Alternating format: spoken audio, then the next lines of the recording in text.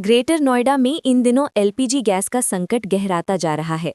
अंतर्राष्ट्रीय स्तर पर अमेरिका, इजराइल और ईरान के बीच बढ़ते तनाव का असर अब स्थानीय स्तर पर भी दिखाई देने लगा है।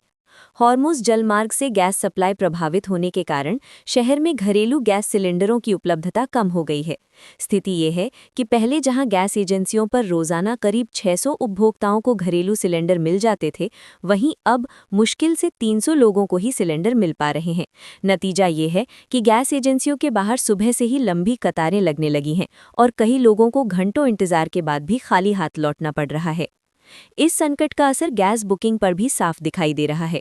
पहले जहां उपभोक्ताओं को 15 दिनों के भीतर सिलेंडर मिल जाता था, अब बुकिंग के बाद करीब 25 दिन तक इंतजार करना पड़ रहा है।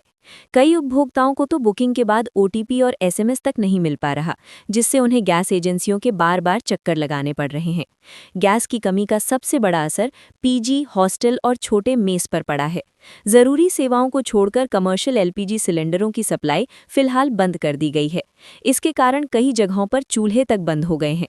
बीटा 1 सेक्टर के एक पीजी संचालक का कहना है कि गैस नहीं मिलने के कारण उन्हें छात्रों के लिए बाहर से खाना मंगवाना पड़ रहा है, जिससे खर्च भी बढ़ रहा है और कारोबार बंद होने की नौबत आ गई है।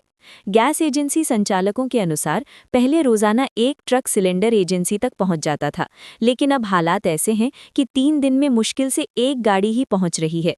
मंगलवार को एक एजेंसी पर करीब 600 लोग सुबह लाइन में लग गए, लेकिन उनमें से आधे लोगों को ही सिलेंडर मिल पाया। प्रशासन के मुताबिक 5 मार्च से कमर्शियल सिलेंडर की सप्लाई रोक दी गई है और फिलहाल सरकार की प्राथमिकता घरेलू गैस सिलेंडर की आपूर्ति सुनिश्चित करना है। इसी बीच गैस की कमी का असर शादी वाले घरों पर भी पड़ने लगा है। कई परिवारों के सामने मेहमानों के लिए खाना बनाने की चिंता खड़ी हो गई है। बबावर गांव के निवासी प्रताप सिंह बताते हैं कि 14 मार्च को उनके भाई का रिसेप्शन है, लेकिन सिलेंडर नहीं मिलने के कारण तैयारी प्रभावित हो रही है। गैस संकट के बीच कालाबाजारी की शिकायतें भी सामने आने लगी हैं। बाजार में करीब 300 रुपये में मिलने वाला छोटा सिलेंडर अब 1500 से 2000 रुपये तक में बेचा जा रहा है। मजबूरी में होटल, ढाबा संचालक और केटरिंग से जुड़े लोग महंगे दामों पर सिलेंडर खरीदने को मजबूर हैं।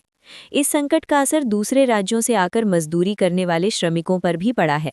इनमें से कई लोग छोटे सिलेंडर पर खाना बनाते हैं, लेकिन अब उन्हें सिलेंडर भरवाने में भी मुश्किल हो रही है।